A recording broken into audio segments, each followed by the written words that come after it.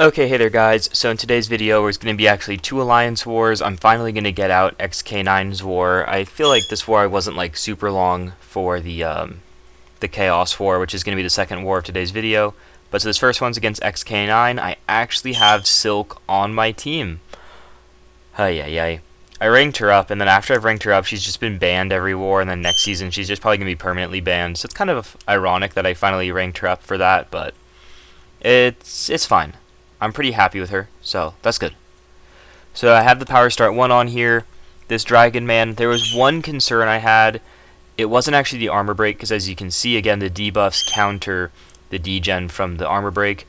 What I was worried about is if her heavy attack taking off the physical vulnerabilities would count as a Purify, because I don't know how many of you guys know this, but Archangel, his, what's it called? His heavy, when it converts a poison into a neurotoxin, it actually counts as a Purify, so I wasn't sure if her thing was the same situation.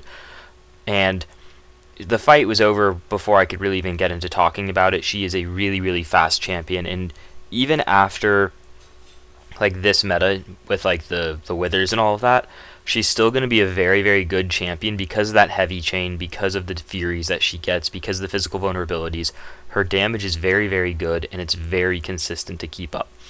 You don't need like a ton to really like make it work. So she's been really fun to have. And this is considered like one of the better, not matchups for her, but this is one of the better matchups for this Clairvoyant here. Kind of ironic that I'm actually going to be doing this. So this is one of the better matchups, I would say. So I have the Power Start 1 here. All I do, I just push her to SP1 and then I bait SP1s. I want to see if I can get her up a little bit higher power here to right about there. I could even throw one more heavy there if I really wanted to, but I didn't because I knew I'm going to throw my SP2 here. I'm not close enough to my relic, so I'm going to let the power back boost do a little bit of its work. Don't really get many crits. Inequity's probably lowering my damage a bit there. But right here I'm about to get up to my relic, so what I'm going to do is I think I'm going to go for the chain here. I'm going to go heavy, relic, another combo, and then I'm going to throw it off, and she's already dead before that point even happens. And that's her max damage rotation, is the one with the relic. But in war, you usually, not usually, I feel like I've been killing before I get relic, or the relic is just very much overkill. So it's been really fun to get to use her. Like the 1 or 2 wars I actually did get to use her. Haven't been able to use her since then, unfortunately. And then I'm going to be here, I'm throwing on suicides so I can go into this Mole Man fight.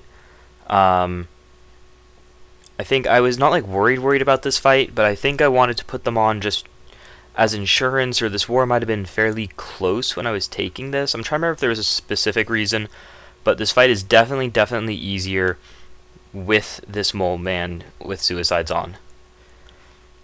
And gonna switch over, make sure I put the Power Start 1 back on. And this is why my Power Start 1s are drained. I'm at like 0. With still a war left to go, so I've been like scraping by on these Power Start 1s, as you'll see in the next part of this video. For this Mole Man, I'm just going to do my normal thing. I'm going to back up. I've actually changed up my strategy. I think I've been trying to go into it less often instead of just like instantly triggering my Frenzy. I've been trying to like wait for Frenzy to trigger more naturally, just so I shrug off the 1 or 2 Living Abyss before I throw my SP2, so I have less inequity debuffs on me. It's been a little change that I've kind of liked. But even if this fight goes longer, it's pretty fine, because as you can see, I can just block unblockable hits. Wanted to refresh there just to make sure I kept my my monster mass up, and this is the only fight I needed him for. This is why I didn't post it. It's a very quick war, and I didn't want to do it by itself. But I figured this was a pretty good time to post it. Maybe I was just trying to use the suicides just to make sure I had the safest fight. The war ended 11-0. We played very well this war. Time was also very low. We had the 0 deaths. It was just a pretty good performance by us overall. So now this is the more interesting war, I would say, of the day. This is us against Chaos. Now, this is after we've beaten GT. So we're equal on the wins. So how we're trying to play this is we had to keep up with them on attack bonuses. And I'll give you a little spoiler. There's going to be a slow motion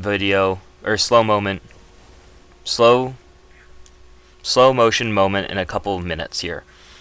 So, as I said, I only have the 1 Power Start 1, and as you can see, I have a Nimrod fight later on, not just the Sauron on Path 4 here.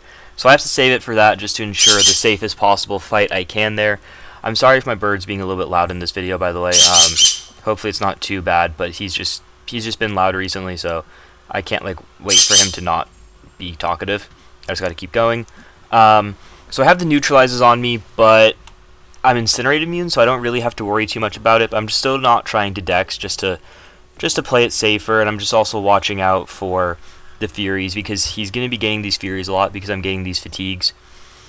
As you can see, even with the neutralize up, nothing's really happening. That's bad. Just waiting for the SP1 to be baited out, and my debuffs are just doing damage. He's healing back 400, but I'm doing 1500. And now that it's back up, I'm doing 1800 and reversing his healing. So right there, I did that one parry, one hit, just so that just in case he got the unstoppable from my dexterity. I didn't want that to happen, because I feel like throughout the season, I've had really bad RNG on like one dex, and like they get unstoppable like the one time I do it. So I was just playing it a bit safer there. For this Sauron here, I'm still going to have the invul on. Obviously, I'd prefer to have a power star at 1. It would just make the fight a million times quicker. But I don't have the power star at 1 to waste on this fight. And this fight is very, very simple. What makes it hard, what would make this fight hard, is him being unblockable with his prowess, or you having reduced ability accuracy. Nimrod's immune to ability accuracy, and I remove his prowess. Right here, I'm just playing it a little bit slow at the start because I just wanted to build up a couple armors. Missed the one parry there, so I'm only at 10 armors instead of the 12. And now I'm just going to kind of rush up to the SP2 now. I'm at the 10 armors. I think I'll have like 8 for when I throw it. I just want to try to see if I can remove any of the weaknesses, but didn't really have time for any to drop off. One's going to fall off for the final hit, but it's still doing 6-7k even with those weaknesses on. One more combo and that finishes him off there. So not too bad.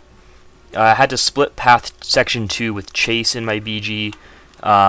He took the Havoc that was there. I needed Nimrod and he had a Warlock, so they worked it around so that he could take the Havoc. Just Nimrod does not work for that Havoc there. So here is the fight that I'll spoil is going to go poorly. I've been not waiting for this fight to go poorly the whole season, but I haven't quaked in like a year and a bit, and I've gone back into having to quake like not full time, but like 8 wars, 9 wars, pretty much I think now, maybe 7 on the low end. Got clipped there, so I lost my 1 indestructible out of the 3. So just quaking, it's going fine. She's at half a bar of power, and so again, I'm going to remind you guys my strategy. My strategy going in is that if she gets SP1, as long as I have 1 hit left on indestructible, I eat it. I accidentally block, so I have a placebo up, but my concussion starts right away, so I'm looking, I'm like, aw, shoot. There's a high chance she doesn't, like, that she's going to gain SP1 here. So concussion is down, so she's, okay, it's fine. She doesn't even have SP1. Ready for it? Instant heavy. Why? Just slipped out, so I'm like, okay, I'll come off the wall, and I'll try to bait out the SP2, or SP1. Why? Block. Oh, she's unblockable. Now she's unstoppable. Now she has an SP2. Now I'm hit. Oh. I'm like, well, the only shot I have is, like, I've got to, like, use an SP1 or something. I threw so hard in that fight. So what kind of was happening was, as I was fighting, I don't know, like, how you guys, like, play MCOC, but for me, when I'm, like, playing, there's like a couple different states I'll be in, but especially Quake and especially in War, I find that like I don't have much internal dialogue going when I'm quaking, and if I do, it's like, okay, calm down. During the Quake, it's like Quake cycle's about to happen. It's like checking the timers and stuff. It's like, okay, check timer, check timer. In that fight, I was like, oh, I was thinking about like, this other thing, this Quake thing, and I was thinking too much about each individual like thing I could be doing with Quake in the moment.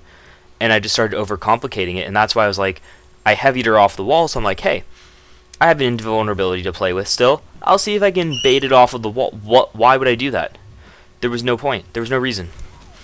I was 2 away. By the way, Chase gave me a White Magneto pre-fight, so that was also going to be the quickest fight I've ever done there, because I had normal boosts on, plus a White Magneto 15% attack. So, really threw that fight. And that's obviously not like the end of our season or something. Like, it's just a really annoying death because I've done a pretty good job quaking the rest of the season.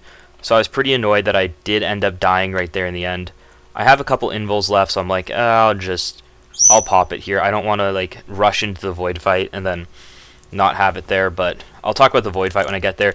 But yeah, that quake fight, just really silly.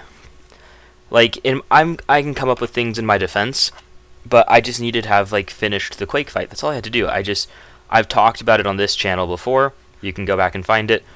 I've said, I just need to keep quaking. If she gets SP1, she did it one time, and I didn't keep quaking. I was thinking too much. I was in my own head. It happens, but not what I wanted to see. For this fight, I actually practice his SP1 spacing so I can make sure I can do a heavy after it, but I also talked with one of my officers about this, and I thought about, so the power start 1 here, you only get half a bar of power, so it's not even that needed.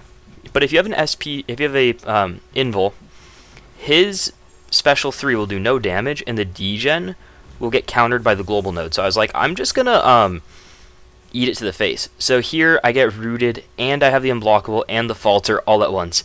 Everything that could be going wrong there is, and I dexed. I thought, I don't know what I was thinking, but right there I'm able to avoid that set of the root. But the falter's about to re-trigger, so I'm just trying to back off just so that way I can like try to time it where maybe I can cancel out the root. But right here, ready for this?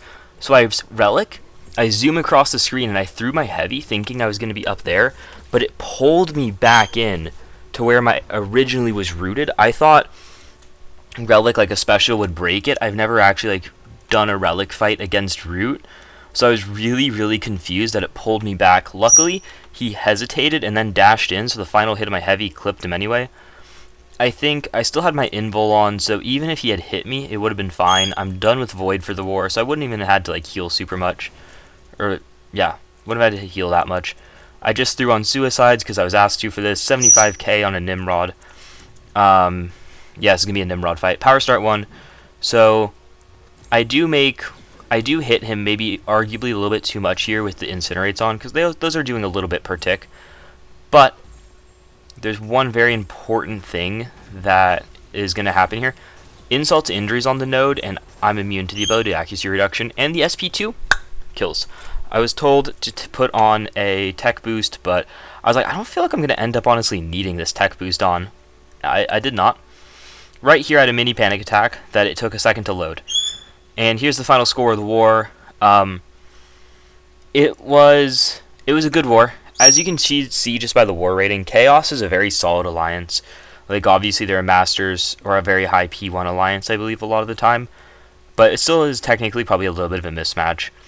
But it was still a very good war. We gave up 2 deaths, which again, doesn't put this war in very much contention, but it does really suck for the grand scheme of the season. It makes it more unlikely that we'll be able to win. But still, really fun war. Unfortunate that I died. I feel bad about it, but it's what it is. It's a Quake fight, and I didn't play my best. That's all it is to it. So thank you guys very much for coming back and watching. I hope you guys have a great final war, whether you get to have a kicked back war and a relaxed one, or you have to push really hard for a last second promotion. I wish you guys luck, and I'll be seeing you guys soon. Bye.